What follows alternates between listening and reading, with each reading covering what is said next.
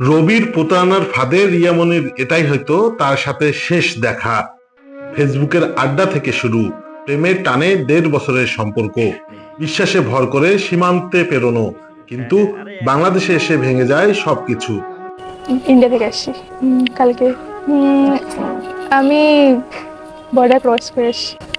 আমি রবিকে ভালোবাসতাম, তো রবিকে বিয়ে করার জন্য আসি। প্রেমের ডাকে সীমান্ত পেরিয়ে বাংলাদেশে এসেছিলেন ভারতের এক তরুণী, কিন্তু ভালোবাসার শেষ পরিণতি হয়েছে বেদনায়।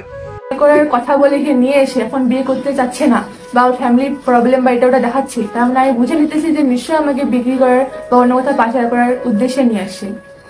লালমিনহাটের পাটগ্রাম উপজেলায় প্রেমের টানে সীমান্ত পেরিয়ে বাংলাদেশে এসে প্রতারিত হয়েছেন ভারতের জলপাইগুড়ির মলবাজার থানার করাইবাড়ি গ্রামের আব্দুর রহিমের মেয়ে রিয়ামনি।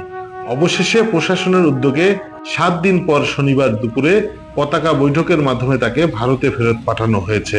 প্রেমের টানে আমাদের বাংলাদেশে আসে ঊর্ধ্বতন কর্তৃপক্ষের নির্দেশে বিসিবি এবং বিএসএফ এবং বাংলাদেশের পুলিশ প্লাস ইন্ডিয়ান পুলিশের সমন্বয়ে ট্রাক মিটিংয়ের মাধ্যমে মেয়েটিকে আজকে হস্তান্তর করি।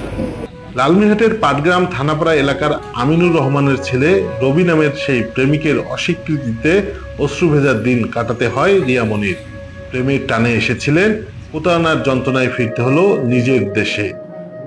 প্রেমের টান ভেঙে গেছে প্রতারণার দেওয়ালে। অবশেষে প্রশাসনের উদ্যোগেই নিরাপদে ফিরলেন রিয়ামনি।